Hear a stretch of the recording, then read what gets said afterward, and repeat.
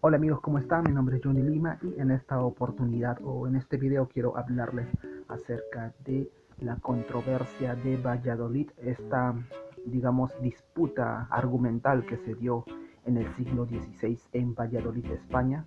Y específicamente quiero referirme en este video a los argumentos que utilizó Gines de Sepúlveda, que como ustedes bien saben, esta controversia se dio en una disputa entre dos personajes.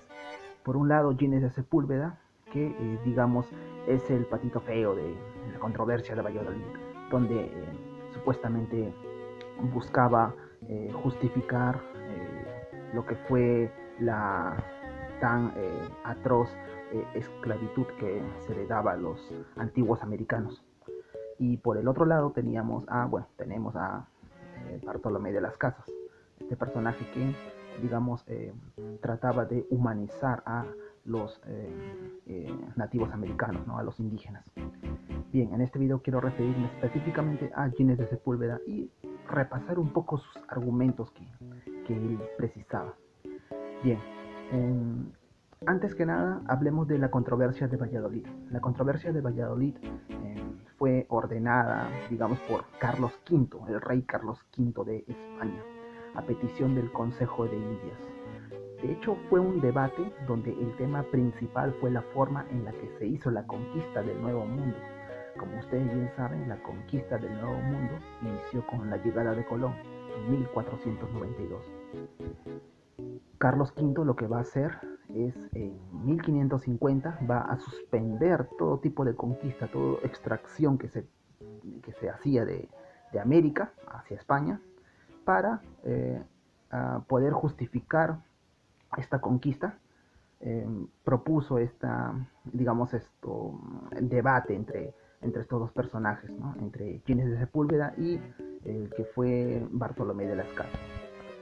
A ver, como ya había mencionado, los dos contendientes en el debate son Ginés de Sepúlveda, un teólogo y prestigioso humanista, y Bartolomé de las Casas, un religioso dominico, que fue de la orden de los dominicos. Participó también en la elaboración de las nuevas leyes de Indias de 1542 para, digamos, regular las conquistas de España que tenía de América.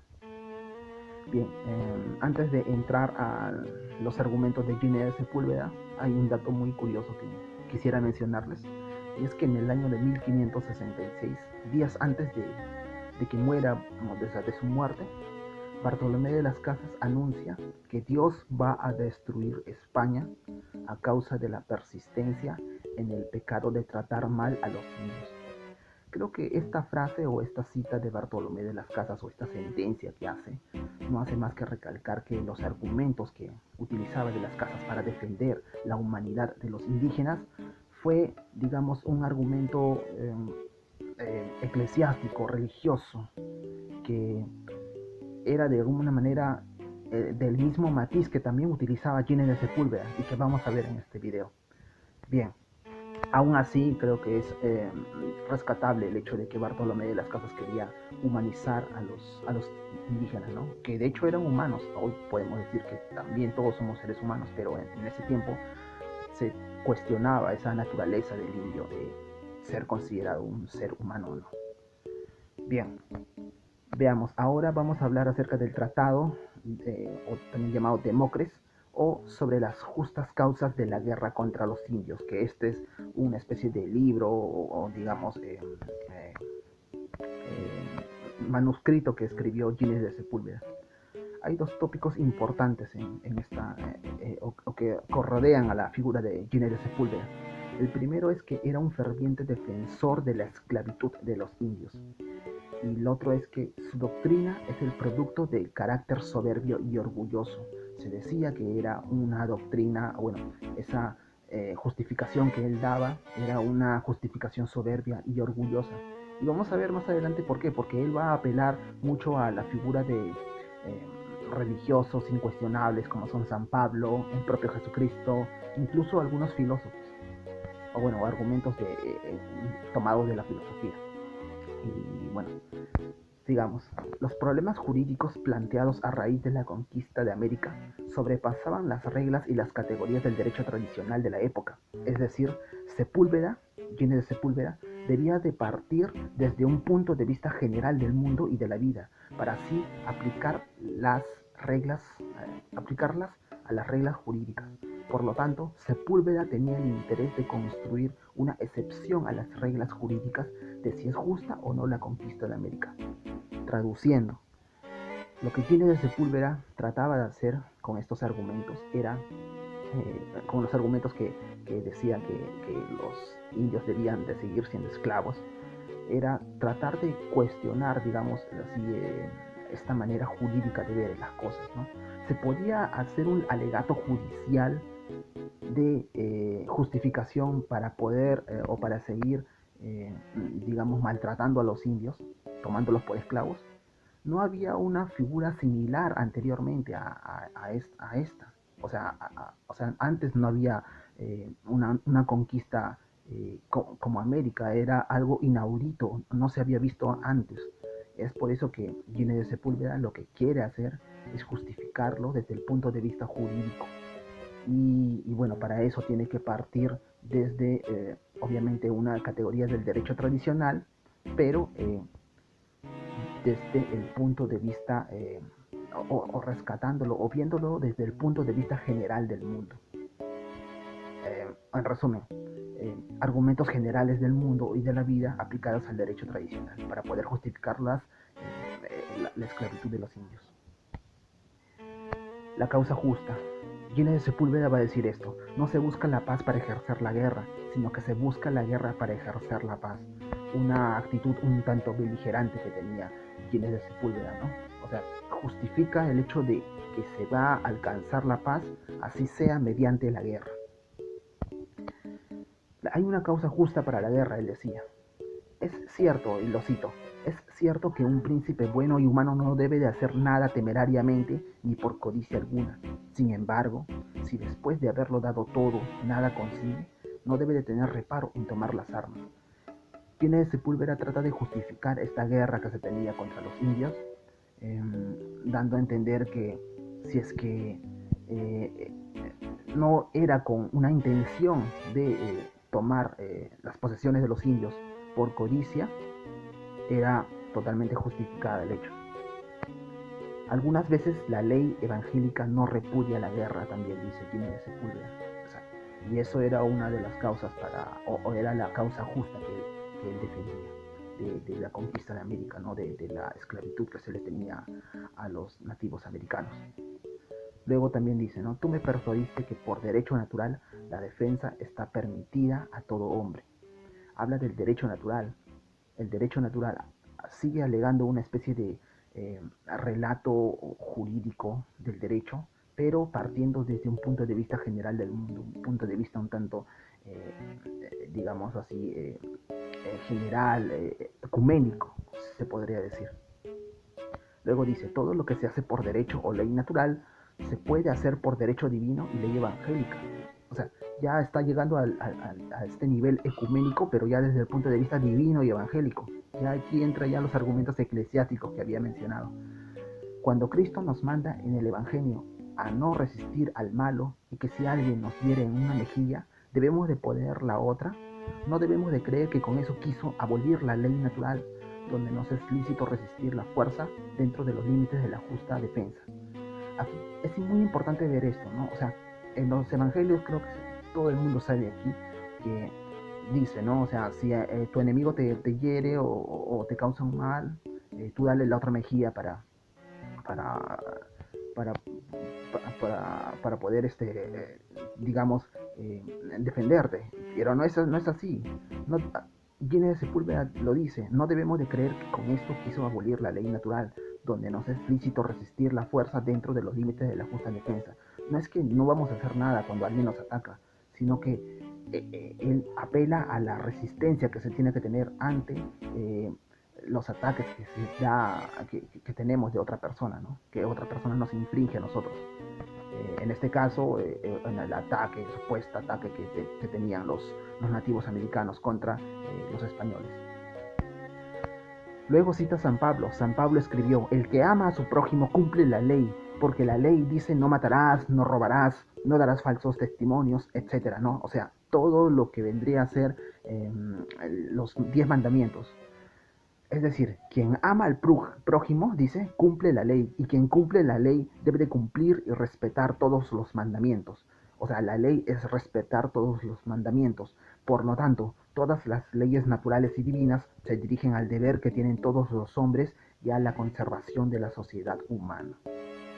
Aquí ya, digamos, revalora todas las leyes de los mandamientos, ¿no? Las leyes divinas, para con el fin de la conservación de la sociedad humana. O sea, en pocas palabras, él decía, ¿no? Esas leyes también deben de ser aplicadas a los nativos americanos. Habla acerca de, luego, la ley natural, y aquí es de forma explícita lo dice, ¿no? La ley natural es la participación de la ley eterna de la criatura racional. Todo ser racional es partícipe de la ley eterna. La ley natural es la participación de la ley eterna. Y la ley eterna, ¿qué es? Es la voluntad de Dios, que quiere que se conserve el orden natural y prohíbe que dicho orden se perturbe.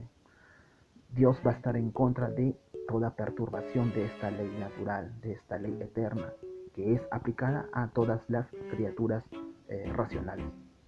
La ley eterna, dice, es en los hombres la recta razón, y la recta razón está impresa en todos los hombres, haciendo que éste distinga lo bueno de lo malo y lo justo de lo injusto. Luego sigue mencionando sobre la guerra justa.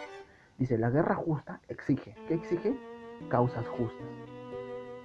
También exige la legítima autoridad y recto ánimo de quien la dirija. ¿Quién está dirigiendo la guerra justa? Los españoles, los conquistadores. Eso es lo que está tratando de decir Pineda de Sepúlveda. Una guerra justa tiene una legítima autoridad. ¿Y quién tiene legítima autoridad?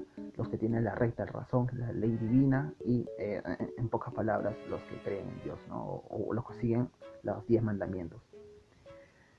Luego dice, solo le es lícito dirigir la guerra justa al príncipe o a quien tenga la autoridad suprema de una república. Y por príncipe se entiende a quien no tenga ningún superior sobre él y que dirija o presida una república perfecta. ¿Quién era la figura del príncipe?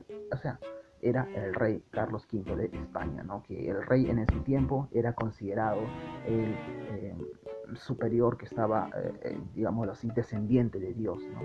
Los reyes en la época medieval eran considerados los reyes divinos, tenían sangre azul, no podían mezclarse con el pueblo.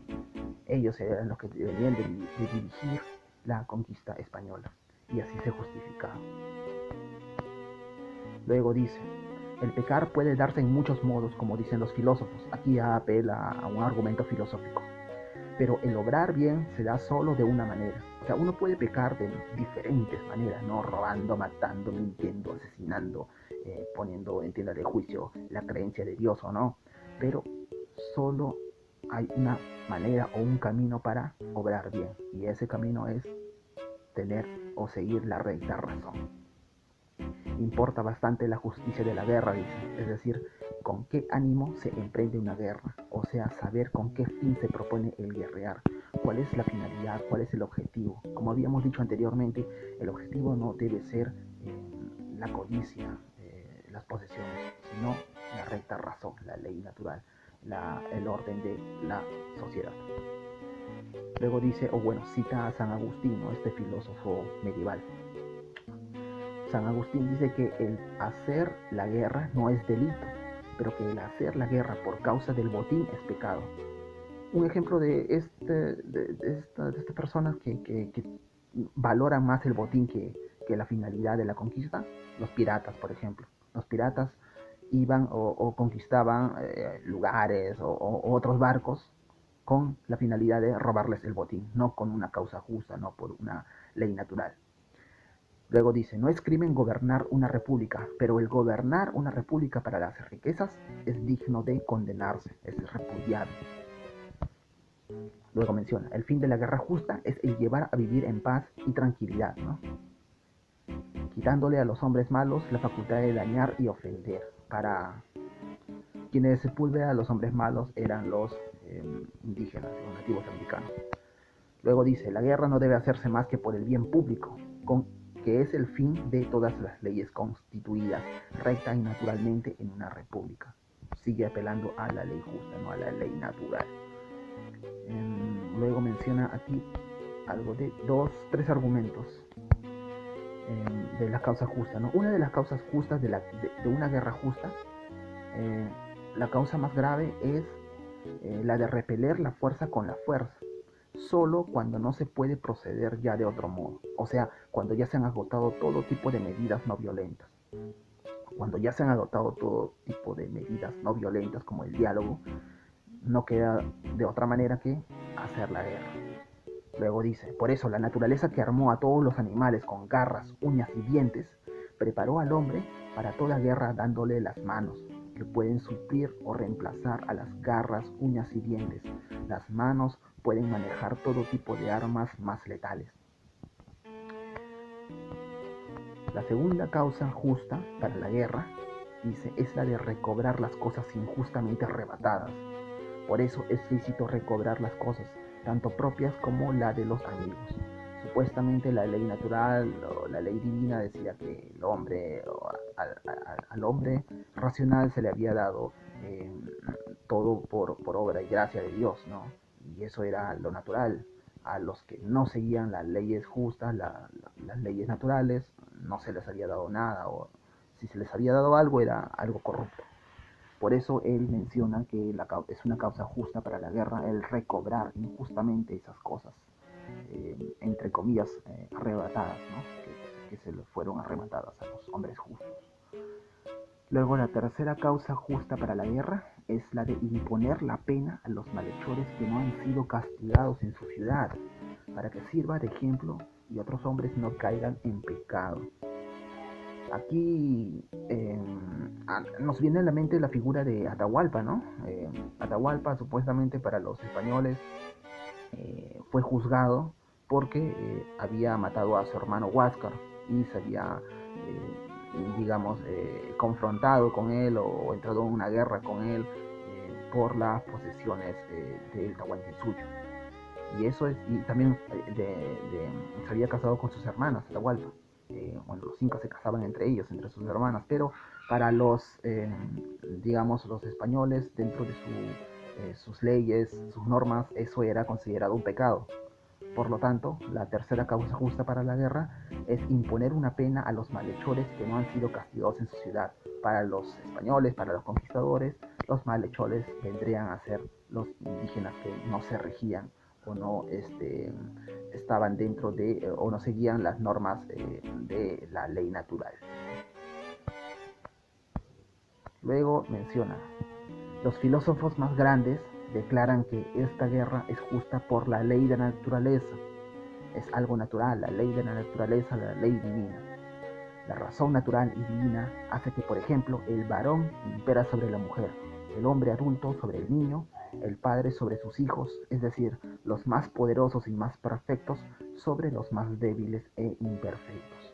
Este era el argumento un tanto filosófico para decir o para justificar esta matanza tan sangrienta y tan cruenta por parte de los españoles, y básicamente eran los argumentos que tenía Ginés de Sepúlveda para justificar esta guerra.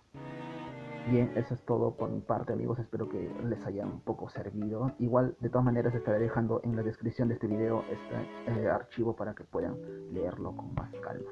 Hasta pronto, amigos. Chao.